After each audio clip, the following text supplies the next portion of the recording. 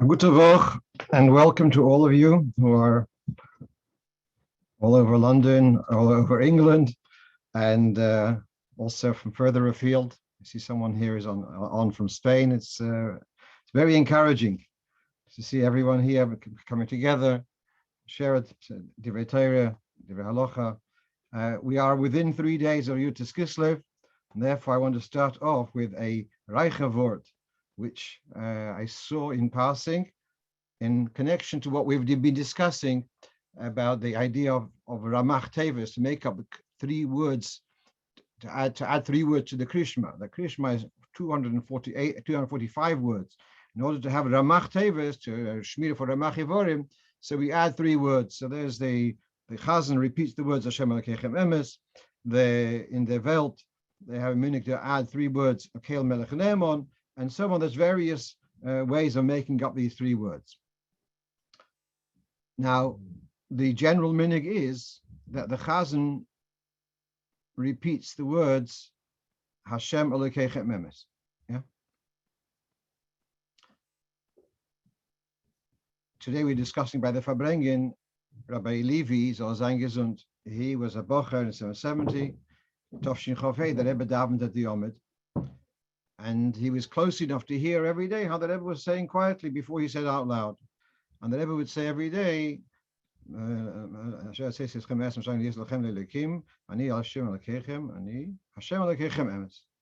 so he said he didn't say the first time Hashem Elokechem Emes. The first time he just said Ani Hashem Elokechem, said the word Ani quietly, and then he said Hashem Elokechem Emes. Okay, that's he was made, and he's a trustworthy fellow. So now we have here a word it was Pesach by night, Tofresh Tzadik Zayin, that's 1937, yeah? So the prophetic Rebbe is saying at the Seder, there's a machloikis between Rashbi and the Talmidim. How should a Yochid behave when he davens on his own to make up the 248 words for the Shema?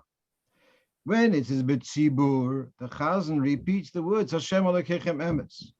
But when it comes to a Yochid, when you're davening on your own for whatever reason, so Rashbi says you should repeat the words Ani Hashem Elokechem. The Talmidim of Rashbi, they disagree with him, and they say, in other words, they say it's not appropriate that a person should say Ani Hashem Elokechem. You read the posuk, but you say, and just go scroll, look to the left side of your screen by in Keser. So by the Shema Yisrael, so we sing or say Li Yesh Lochem Lidikim, and then everyone says together Ani Hashem Elokechem.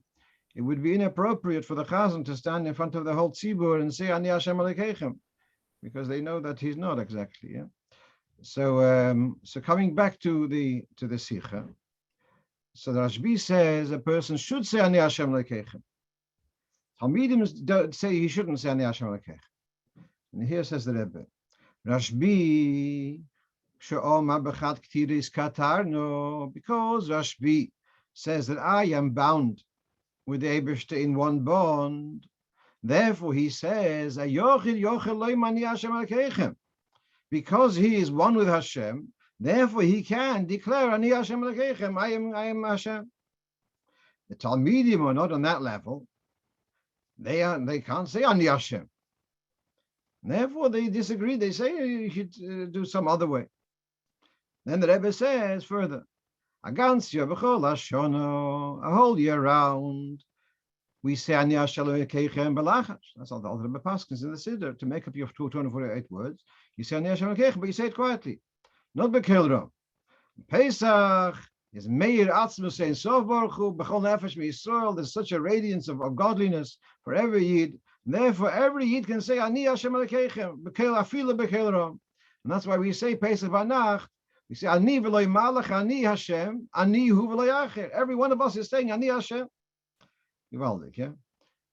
So now you're saying Ani Hashem. Oh, so Rabbi Shabi could say I am Hashem, and now he's giving us license also, at least still at hate, and in Pesach by Nacht to say it loud. So we're talking about the Farbrengen today. What does it mean? What does it mean that a Yid says, even to himself, Ani Hashem. What does it mean? I'm God. What does that? What do those words mean practically? The answer is that everyone else can pass the buck. But if you're God, so they deal with it. You can't say someone else is blocking you, obstructing you. They didn't give you the resources. If you are God, then it's up to you. And that's the term of Bishvili Nivra Ha'olam, that the world was created for me. And therefore, if there, whatever that may be, it's up to me to engineer, to sort out that I should be able to carry out my avodah. It reminded me also of a beautiful word which was in the Sichos, which we learned over Sukkos. We're learning now Tafshin Lamed Hey. These are being published now. So the Rebbe talks about the fact that the minhag to make a sukkah with 4 walls. Apidin, you can have 2.5, 3 walls, but the minhag is to have 4 walls. So he mentions there that there is a lashon in Chazal. I don't remember if it's a Gemara or a Medrash. There's a similar lashon in Gemara, but it says like this famous idea that the world has got 3 sides, and the 4th side is not complete. Ruach tzfoinis eina mesuvebes. That's the lashon of the Gemara, I think, Baba Basra. So the lashon of the Medrash, I think it is.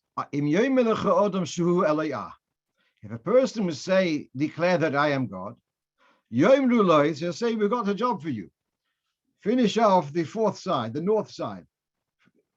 Complete the northern side, and then we'll know that you're God. So the whole language is so strange. A person says, if he says he is, and it's a negative l'chayre. You can't fix the whole world. So the Rebbe says it's in a positive. So the northern side, this is the challenge of the Tzfoni refers to the Yetzer Hara. Yeah, you're saying that you are Getlich, that you've got divine power. Fine. So then deal with the Ruach Tzfonis. Deal with the Yetzer Hara, vanquish, conquer the Yetzer Hara, and then we'll know. If a Yid Taka manages to take that in control, so he has Taka, he's Getlich. He is divine. He is divine in that sense. And that's the reason, says the Rebbe, why we make a sukkah with 4 walls. So the 4th wall means having vanquished the Yetzer Hara, which is the Tzfoini, having fixed up the 4th side also. That's why we have a minhag to have 4 walls in the sukkah. Okay, so this, not so much lahalocha, but it's such beautiful stuff. And besmichas to Yudis Kislev, starting off with this. Okay. Let's, a Sfardish Yid, who often sends me questions, he's actually a doctor, but he loves learning, Talmud Chochem, and he asked me, what's the reason that there is such a long bracha in Kaddish Drabonon? Now, I put on the screen, compare the Nusach HaSfardim by Kaddish Drabonon, so it's Yehei Lona Lechain. We have, so there it's in brackets. The Chayim Aricha Mazen Revicha, not all Sfardim say that. And by us, the bracha for the Rabbonon is a very long bracha. So he's asking, why is there such a, by Nusach Ashkenaz, why is there such a long bracha for the Rabbonon? And bear in mind, again, look at the Sfardish regular Kaddish, Kaddish Yosim, which they call Kaddish Shlomo. Chaim Sava, Yeshua, Nechamav, Shevazav, yeah, there's a whole list of 10 brachas over there. In Ashkenazim, it's short.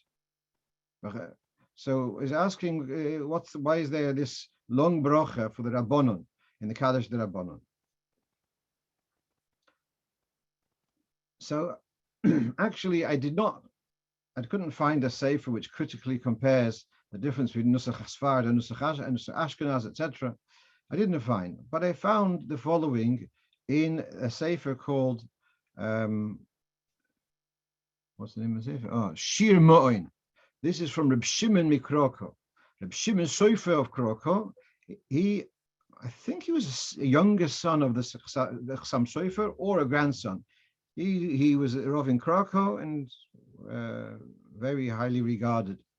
Now, Nusach Ashkenaz, in our Nusach, in Kaddish, we say, Yehi Shalom Chaim Tovim Oleinu. And also in various places, in also in Yalav Yovoy, V'chaim Tovim. In Nusach Ashkenaz, it's more often just V'chaim. But it's curious, in certain communities, in Nusach Ashkenaz, in a regular Kaddish, they'll say V'chaim Oleinu. And in Kaddish D'Rabbanon, there's V'chaim Tovim. So I copied this from an Ashkenaz Siddur. I think I took this from, I actually said Chassam Sofer Siddur. This is Nusach Ashkenaz. So you see here, let's go back, in the regular Kaddish Yosem, it's V'chaim Oleinu. In Kaddish D'Rabbanon, it's V'chaim Tovim Oleinu. So someone asks this question, and Rabbi Shimon Sofer addresses this. So Batam Shemosifim, why is it in Kaddish D'Rabbanon we add the words V'chaim Tovim and also Barachimov? As you can see here, Hu Barachimov Yaseh Shalom Aleinu. By the way, that Lashon is actually also in the Zohar, Hu Barachimov. I'm not really sure why we don't have it in our Nusach, but fine. So he's asking why in Nusach Ashkenaz is there the additional two words, V'chaim Tovim and Hu Barachimov. So he says, because Kaddish D'Rabbanon follows after Divrei Agoda. We've learned something Barabim. And so now we add, therefore, in that Kaddish, because it's after learning, we add a tefillah for the Rabbonon and the Talmidim. Yeshloima, he says, it says in the Gemara that we daven for the ill. Aktsiri umeri. Why do we daven on Rosh Hashanah for the Katsiri the umeri, the ill ones? So the Gemara says in the Dorim, who are the ill ones, referring to Talmidei Chachamim. And he explains, because most people, Kiruba deruba, most Talmidei Chachamim are not robust in health because they are spending their time learning Torah. They don't do exercise. They don't do physical work. They're sitting a whole day in the Beis HaMedrash. They don't enjoy going out for enjoying fresh air. And because they are not so healthy, therefore their physical life is chayitzar. Therefore, there's v'chaim tovim. This is how Rabbi Shimon Sofer says a special bracha. We are saying Kaddish for the Rabbanon. We add v'chaim tovim. So I don't have a better pshat. Perhaps that's also the reason why we have such a long bracha in Al Yisrael Rabbanon, Shlomo Rabba Chinuch Chistu Chayin Arich, etc. Because Rabbanon, because they don't have the physical robustness, perhaps. Therefore, they need the extra bracha. Someone has a better pshat, I'm very happy to hear. Okay.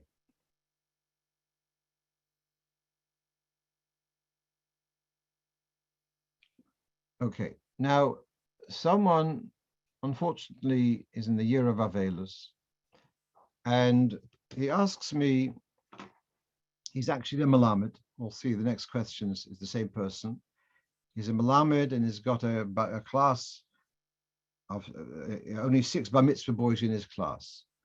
So he's asking, there is an idea of making an effort to say 16 Kadeshim in a day. And the reason is based upon the Zohar, which talks about an hour, that each Kaddish has got, helps to cool off the Genim for an hour and a half. We discussed this once in this forum a while ago. So 16 Kadeshim, 1.5 times 16 is 24 hours. So that's the cheshbon. We try to make it for 16 Kadeshim. He's asking a question. What is the parameters of the day? Does it go from evening to evening or from morning to nightfall, to night? Is it Shachris Mincha Ma'ariv or is it Ma'ariv Shachris Mincha? That's his question. So I actually wasn't sure because we have in Bekodshim we say ha alayla hoylach acha hayoim, and various inyonim like the karbonas were brought during the day, and then also there was an overflow into night. Although most halachas it goes the other way around. Actually, I'm learning Mishnayos Chulin, so we just have about oisev es benoi. So it talks there. It's hayoim hoylach acha alayla. So most mitzvahs, the day is defined from me'erev ad erev, from evening to evening, but there are exceptions. And therefore, when he asked this question, I was a little bit baffled. So I took out, as I say, from it was on the Shdarfim, but Rabbi Levi Garelik, put out a madrich on these halachas.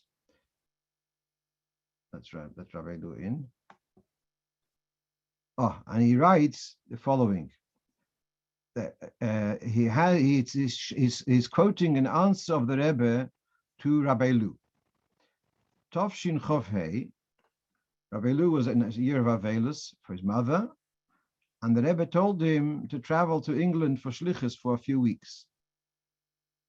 Because with the summer, he wasn't able to daven Ma'ariv before the flight, and he would arrive in the morning to England. By then he'd missed the Kadeshim at night. So he had asked the Rebbe that he's worried about missing the Kadeshim at night. And so he asked the Rebbe if there's any solution. What can he do? L'toivas haneshama. So the Rebbe answers Lishel Rav, and then he wrote around the words Shalayuchseru HaKadeshim, he shouldn't be missing out on the Kadeshim. So the Rebbe says, he gets to England, he can make up the Kadeshim during the day. So this tells me that it goes me'erev ad erev. The Rebbe was obviously saying, if you missed something at Ma'ariv, you can make it up the following day, which is, I couldn't find this discussed anywhere else, but this seems to be enough to have a basis to say that it's me'erev ad erev. You can, if you want to look also, for example, the Inyan of Mea Brachas, if I'm not mistaken, Siman Mevov, also it's the Cheshbon is me'erev ad erev. So here the Rebbe seems to be saying that the Cheshbon is me'erev ad erev. Okay, let's move on. So this same Ingeman, as I said, is Malamed, and he's got 6 boys in his class, 6 bar mitzvah boys.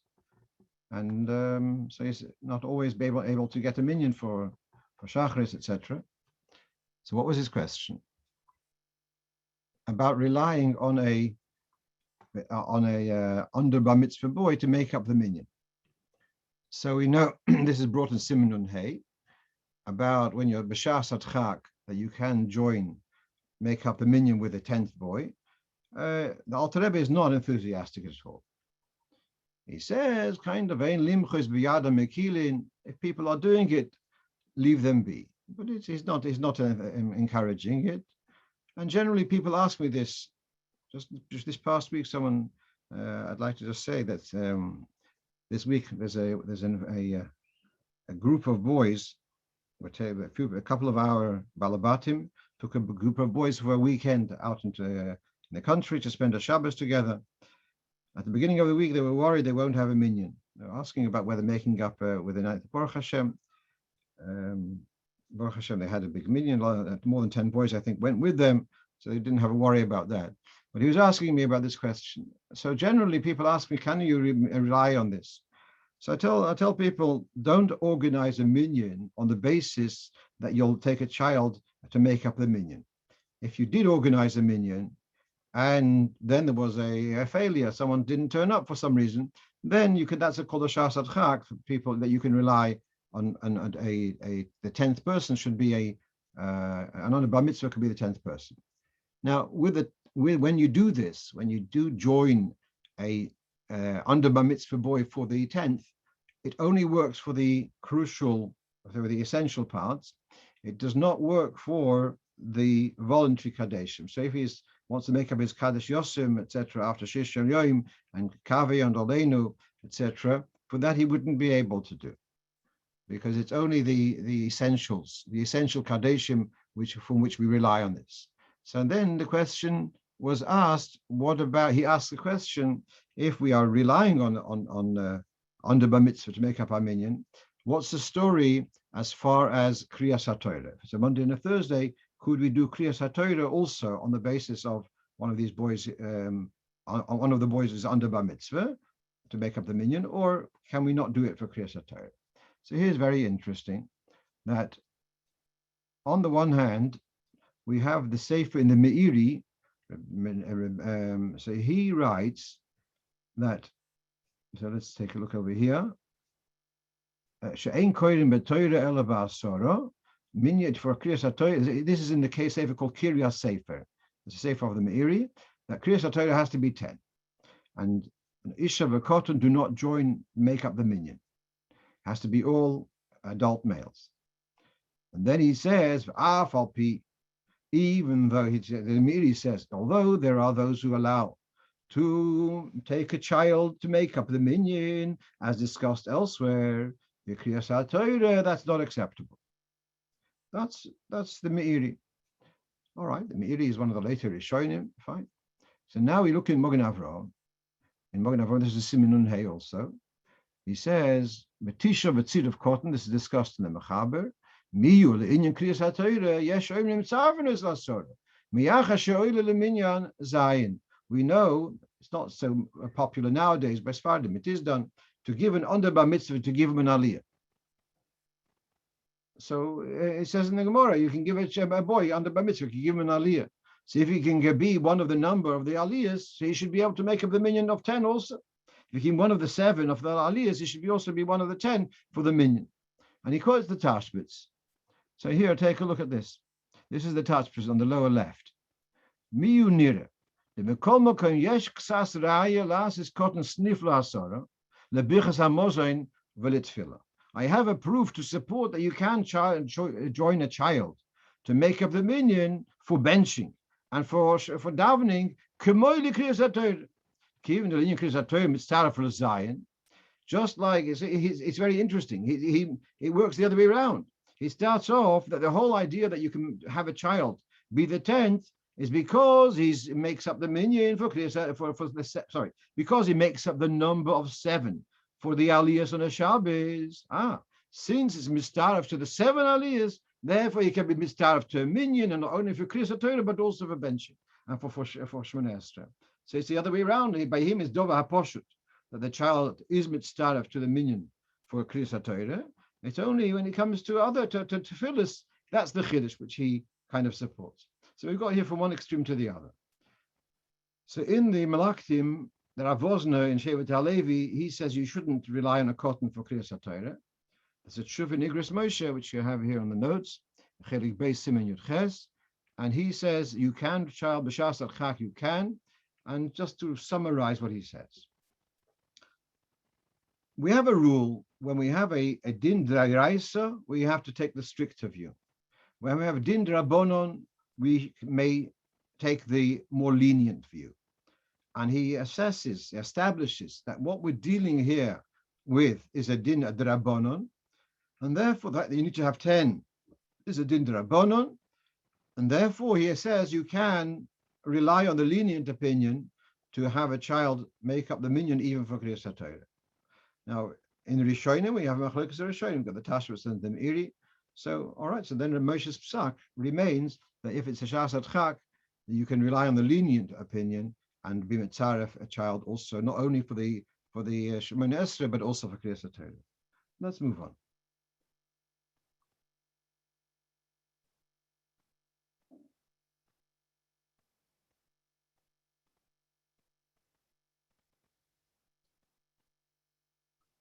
Someone is asking, what's the pshat in the school? Well, there are no other boys in the school. And listen, I didn't ask all of those questions. Of course, if he said sometimes you can. I think it seems to be more like a junior school. So sometimes you can get another teacher but otherwise the other teachers are running classes, etc. Okay, let's move on. My job is to answer shilas. Why the person has this situation? That's their prerogative. I try to discuss with them as much as I can. Fine. So now, here, me'inyan le'inyan, also in Siman Hay. So we've got one kind of concession that we can join a under bar mitzvah boy b'shas adchak. Then we have a thing which is written in the Gemara clearly, that if you had a minyan and they were in the middle of a unit of tefillah, yotzu miksoson, if someone walks out and you're not left with up till 6 or 7, whatever, so then you continue for complete the unit which you're in the middle of doing. So now we discussed this a couple of weeks ago. What's about Ma'ariv? If they start the Shmoneh Esrei of Ma'ariv with a minyan, do you say, and then someone walked out in the middle of Shmoneh Esrei? So I quoted last time how the Chayei Odom says you cannot say the Kaddish after Shmoneh Esrei. But from the Alter Rebbe, it's very clear, and the Mr. Brura explicitly disagrees with Chayodot, and that you can say the Kaddish after Shemoneh. Then someone asked, what about Baruch Me'en Shev?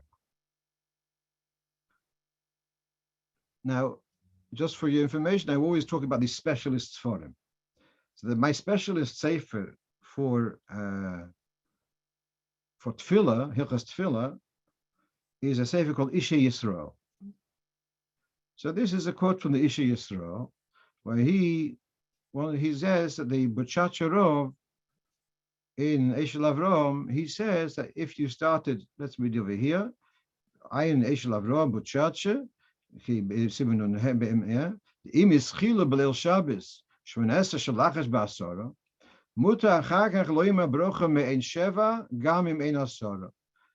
He quotes the Butchacharov as saying, if you did shmonesra and someone walked out middle of shmonesra, you could do the brocha me'en sheva. If someone walked out in the quiet shmonesra, you can't do chazar hashatz. So why should you be allowed to do brocha me'en sheva on Friday night? This is his question. All right, ganz geschmack. So now, this is I think a limud how with Malachtim, if you have the chance to look up the original which they're quoting, you have to read it inside. So now let's read the Butchacharov. Now I want to be Machtim. Brocha me'en sheva is an interesting halacha. It's only said by a minyan kavua. If it's a minyan arai, you just made a Friday night of Sheva brochas or something. You made a minyan in your house. You don't say brocha me'en sheva. Only when it's a mokim kavua. There's a lot of details about that, but it's only by mokim kavua. Now let's read now the Butchacharov carefully. Logabe brocha me'en zayin. This is the upper quote. It's from the Butchacharov. Shen kol shenishalu zayin mispalalim. The original, the 7 of the original minyan. The koru la'anoshim shelo hispalalu shom klal. And some of the original people left, and they brought in other people who weren't part of this minyan. Or they davened in an ad hoc minyan, and therefore they're not eligible for Baruch Me'en Sheva. Or shekva shomu oz me'en. Or they've already heard the Baruch Me'en Sheva. So you've got 10 people in the room, 7 of them are eligible for this Baruch Me'en Sheva, and there's 3 who are not eligible for this bracha. There's their minyan in the room. It's just that the 3 of them are not eligible for this bracha me'en sheva. And this, he says, because it was a minyan kavua, etc. So you see what's going on here. He's not talking about making a bracha me'en sheva with 9 people. He's talking about you have 10 people, but 3 of them are not the original of the minyan. The original 3 of the original people left, and 3 others came in who had already davened before. You heard bracha me'en sheva. This is where he says you can say bracha me'en sheva. But he doesn't say you can do it without a minyan, without 10 people. So it's possible I'm sure he worked very, very quickly on his sefer, so he didn't read it properly. So the bottom line is that it remains quite a tzorchian to be able to say Baruch Me'en Sheva if Yotze Miksoson, because just like if during a regular Mincha or Shachris, if people left during the quiet Shonasi, you wouldn't do Chazar Sashatz, then you shouldn't do Baruch Me'en Sheva either. That's what I would say, at least in a Sophic Brachas Lahakta. Right. Totally different topic, and that's about Mezuza. And by Mezuza, there's a din that if you're renting a property, then you've got 30 days grace. I think that's how the general understanding is, that if it's up till 30 days, you don't have to put up a Mezuza, and after that, you have to put up a Mezuza.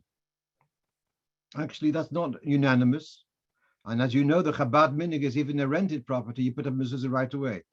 And one of the reasons for this is the Shitas Harosh. He says, it doesn't mean that you have 30 days grace. It means if you are renting for 30 days, up till 30 days, that's called not enough of a residence to warrant a mezuzah. But if you're renting for 6 months, so you have to put a mezuzah right away. That's the basis of the Chabad minhag, because that's the Shittas Anash. Other pastors say, no, you have 30 days grace. And because of this, we put up the mezuzahs. If you're renting a property, you put up mezuzahs without a brocha, and right away. And then after 30 days, you take one down and boidik, if you can replace it for a better one, whatever exactly. But that's to be yotze both shittas. But here we have a totally different situation, which is I couldn't really find so clearly. And here is the following situation. You've got a family, they're doing major building works downstairs. And as you know, this creates a lot of dust. They are happily upstairs, but the dust from the downstairs shouldn't go to the upstairs. So the builders have built up a partition wall. And so as you come in through the front door, they sent me a little video clip, but I don't know how to put video clips onto Zoom. So then, meanwhile, I'm respecting their privacy also. So they sent me a video clip. You come in from the front door, and you see there's this partition wall in the main front hallway, and to your right there's a door in this partition. Downstairs, you go straight ahead. You go into the whole building site, and you go make a right through this door. You go upstairs and into their upstairs living quarters. So it's a temporary door in a temporary wall in a permanent house. So what's the din? Does a temporary door in a permanent house require a mezuzah? This is the question. So now, the best I could find, this is one of the classic Sforim, relatively contemporary, is the Choyves Hador. So he writes, Bayis shenivne al das laharos acharkach. If a house was built to be demolished shortly, yeshli histapik, that's not sure. I'll come to the ha'ora in a moment. It's a very beautiful ha'ora. You know, sometimes you have, when a Rebbe is coming to town, they will make in the corner of the Bismedrish, they will make a cubicle, like a more than dal. They'll make a room built with temporary boards with a door. He has a private room in the corner, but that's there for the week that he's here, and then he's going to go away. They'll dismantle it. So again, the same question: a house which is built, a door which is built with not for just for temporary, does it require a mezuzah? So this is from Yaakov Shai Bloy. He leaves it as a suffix, but in the note he makes a nice ha'ara. If this building was built to last at least 7 days, then that's called permanent, because there's a machlokas in Gemara Sukkah, where the sukkah has to be permanent or has to be temporary. And so there are those who say the sukkah has to be permanent, but no one says the sukkah has to last more than 7 days. Is that that 7 days is already considered permanent?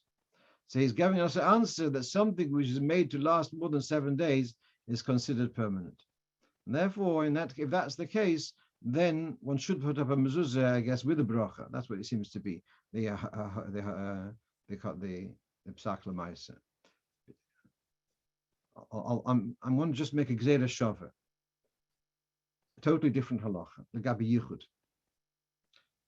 A brother and a sister are permitted to be in a state of yichud, but not ba'ifin kavua.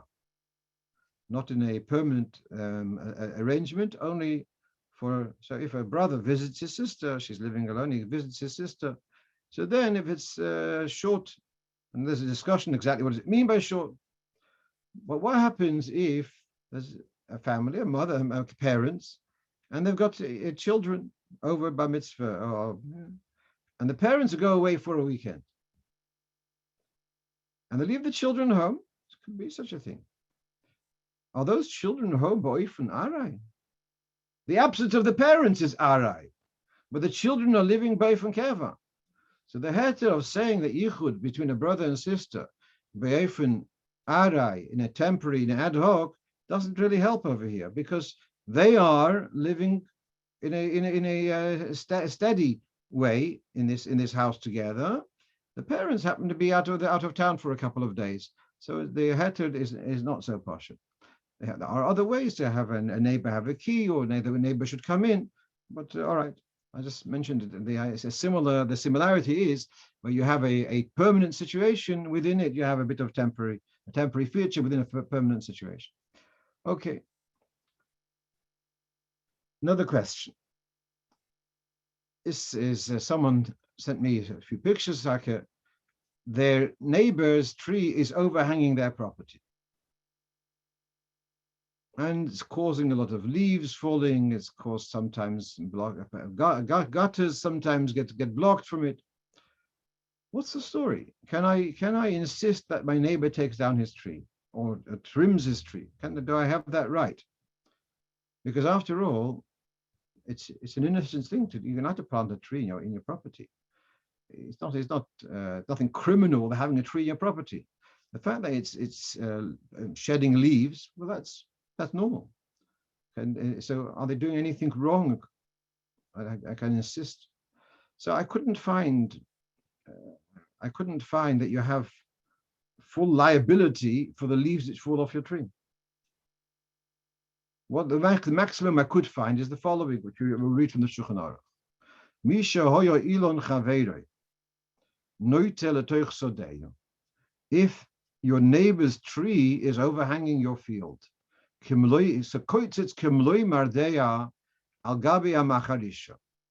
then you can cut the overhang. The height of mardeya is some kind of pole which you would be guiding the plow, so you shouldn't get in the way. Charuv shikmo is sycamore. Charuv is a carob tree. Kol anoite, you can cut whatever is overhanging. Ajay shokol keneged ametz. So you can cut it all the way. That's what he says over here. So what the maximum which I could, if someone has clearer guidance, I'm happy to share it. But meanwhile, what I told them is you can, if they're not cooperating, you can take unilaterally take action and cut down any leaves which are overhanging your side of the fence. The likelihood is, if you're doing that, the neighbor, if they have a bit of seichel, they will cooperate, because otherwise the tree is going to be having more weight on one side than on the other. And the next thing is they're going to have a tree crashing down at some stage because of the uneven weight. Eberstein made a darpelle how the trees grow in a way that they are balanced. It's another interesting thing, I know it's an Anashkeit, but why does the Eberstein make that trees shed their leaves in the winter? Imagine if it snows and all the snow that lands sits on the leaves. So then there's going to all the weight of the snow would weigh down on those branches, and then you'd have branches cracking. But the Eberstein made a chesed that they shed the leaves, and so the weight of the snow is not so big to break the trees. How do evergreen trees last? So they are more like towers. So they don't have this problem of they're not so widespread out to have this problem of bearing too much weight. Let's go on to Inyanim of Halacha rather than Bava Maisis. Okay, blending foods. So someone asked me, Pshat, about blending various raspberries and blending strawberries. So what you have here, as I said, I'd like to use specialists for him. And this is from the Sefer HaKashrus, from someone called Fuchs. Fuchs, I think his name is, not a Chabadnik. But so this is like a very respected Sefer in Eretz Yisrael. They give them a person who wants to be a Mashgiach Kashrus. So this is the manual. You have to be familiar with this Sefer. Quite a thorough Sefer. So he writes the following: a food which has a chiyuv b'dika. In other words, it's known to be infested, and you're not allowed to eat it without checking.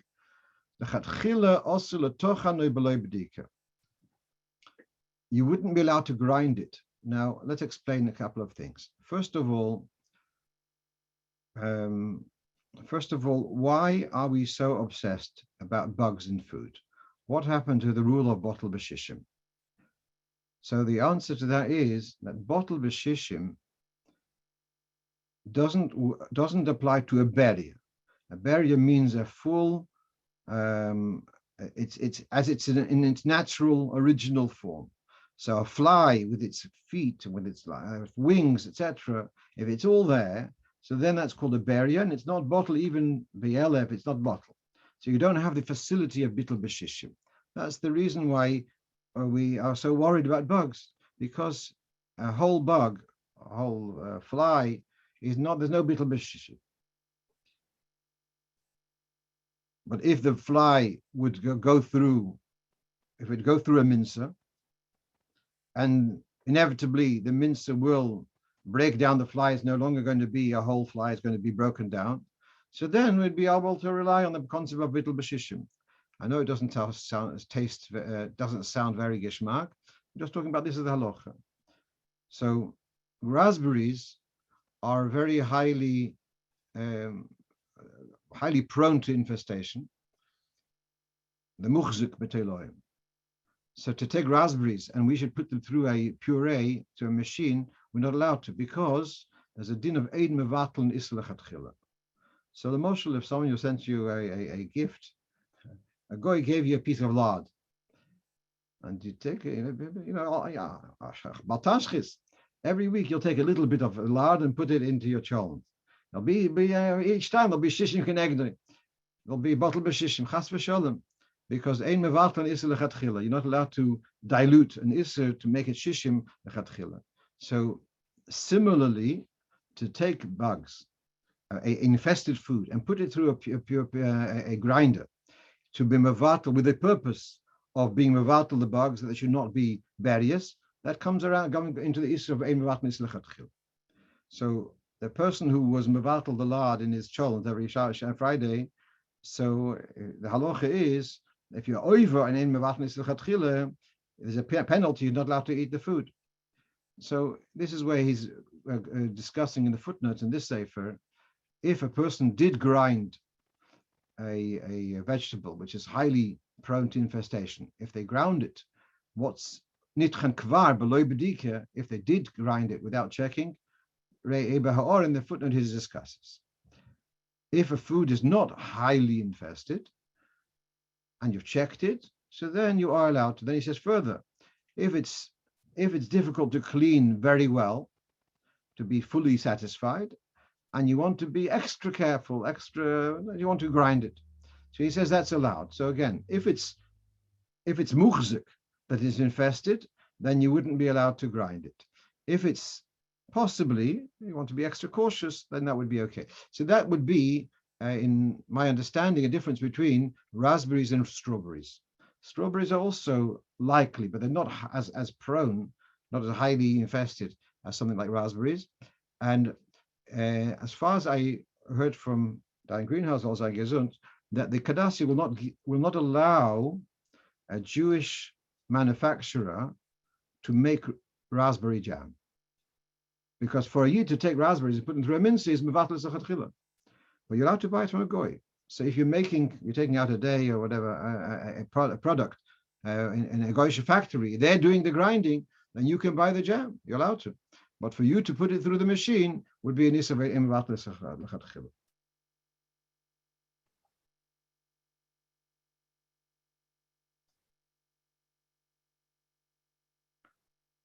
Okay, let's move on. I'm not sure, someone's asking about if the neighbor has an apple tree. I'm not sure of the question, but let's move on. We may have gone through this before, but someone asked me this past week, so I needed a minion. So this is one making up the minion of Shilas. So now someone is he's Chassidish Geman, but he perhaps because he's a Chassidish man, he helps his wife put the kids to bed. And sometimes it means he lies down with the children in bed to come until they fall asleep. But the Vaile Bola Lamed V'nim Salomed and V'shinantum Levonecho is also help for Shinantum, for the father who also fell asleep. He wakes up a couple of hours later and he has to learn Rambam, etc. So he's asking, do I have to now make Birchas HaTorah? This is his question. If he fell asleep, does he have to make Birchas HaTorah when he wakes up? So here we have, this is from the Sefer Pesach Shuvas, and this is the Dinim of Birchas HaTorah in Siman Mem Zayin. So if a person has Shinas Kva, if he's slept in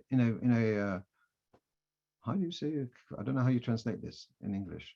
Shina, but he's sleeping in a the full 9 yards. Hainu, he says he's taken off his clothes, his pajamas, and he's in a bed with a quilt, with a blanket, etc. And he sleeps more than half an hour. That's called shinas kvar. But if it doesn't have all of these pitchivkis, all these details, that's called just a nap. It's not called a proper sleep, unless that's his sleep for the night, and he's not going to have another sleep. So basically what we're seeing here is if a person falls asleep, whether at the desk or even in the bed with the kids, but he's still wearing his regular clothes, and this is just, and then he'll get up and do his regular shiurim, that's not called a hefsek. He can still rely on his bichas haTorah from the morning.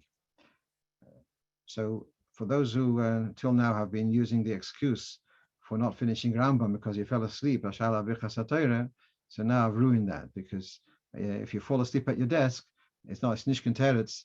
You don't have to do Birchas HaTorah when you want to resume saying Shir Rambam. Okay, finally, this is the last thing which we have. Perhaps we have time, I'll do another Shaila, but mach nicht aus, we finish a couple of minutes earlier.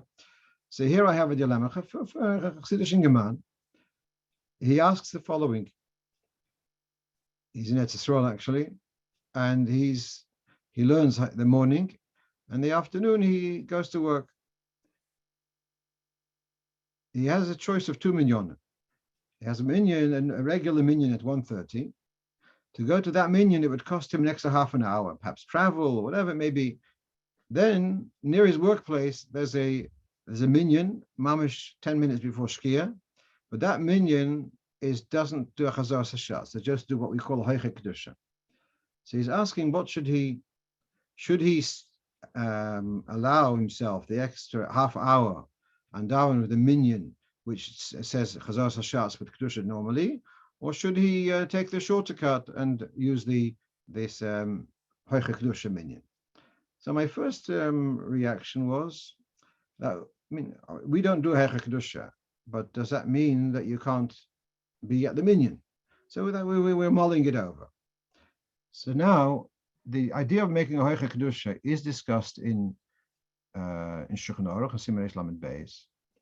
The Maramah says one way, the Mechaber says another way, but they do allow it b'shas adchak.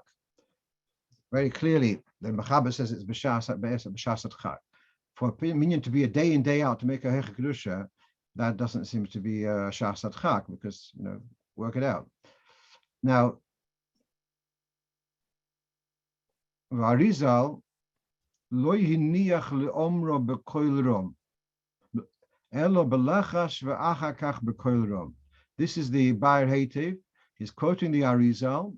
The Arizal didn't allow to do a heiche kedusha. He insisted that they would do first a quiet Shemona Esrei and then bekoil rom, afilo achar shkia sachamo. And it looks like he would, even if it would be overstepping after sunset, which again is very interesting. Now, he's quoting from Shar HaKavonos. At least whoever put in the brackets there is saying that this is from Shar HaKavonos. So I looked up the Shar HaKavonos. So let's read the words of Shar HaKavonos. Gam he was nizeh ba'od betachlis, not to do without chazara shots.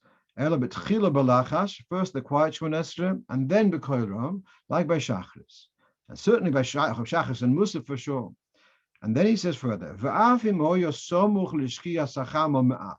even if it was very close to Shkia, he would still insist on the quiet Shemona Esrei and Chazar Sashatz. Even if it was Erev Shabbos, Koidim L'Shkia Sachamo, it was close to sunset, he would say it Balachash and then Koil Rom, then repetition. I ask you, look at the Arizal words and look at what the Bayer Heitev said. The Bayer Heitev says, Afilo Achar Shkia Sachamo. The Shara Kavonos doesn't say Achar Shkia, he says Koidim Shkia Sachamo, Somuch L'Shkia Sachamo Ma'at. It's not as explicit. Okay, but fine. We've gone through this before. The Alter Rebbe says a limchos b'yada mekilin, even a bit after Shkia. We went through this, I think, last week or 2 weeks ago. But meanwhile, what we're seeing here is that the idea of having Chazoras Hashatz is something which the Arizal would not miss. He insisted it has to be on that way. Now, I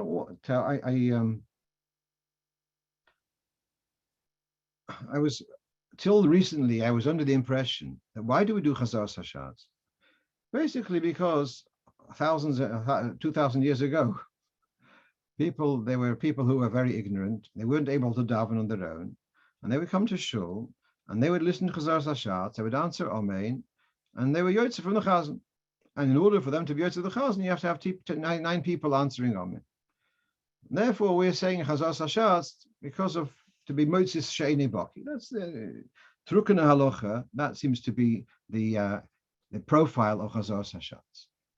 But now, I recently came across this. This is from the Reishis Chochma, and he's saying the following. He quotes from the Zohar, Raya Mehemno, that you've got 2 levels of yichud. And the Chazoras HaAmidah, this is the highlighted part. The Chazoras HaAmidah hu yichud meshubach mehakoidim. You've got the yichud which you see doing the quiet Shemoneh Esrei, and then you've got the yichud in Chazoras Hashatz. It's a higher level of davening. And you're answering Amen, and Amen is the combination of the 2, it's 91, Yud Kei Vav Kei is 26, Adni is 65, 26, and 65 equals 91. So Akalponim, he's saying that there's something special about Chazoras Hashatz, which you don't have in your quiet Shemoneh Esrei. And he brings here again that through the Chazoras Hashatz, so then we have the Mischabrin Terein Shmohon beMachberes Hashenis. You have like the 2 names of Yud Kei Vav Kei and Adnai come together.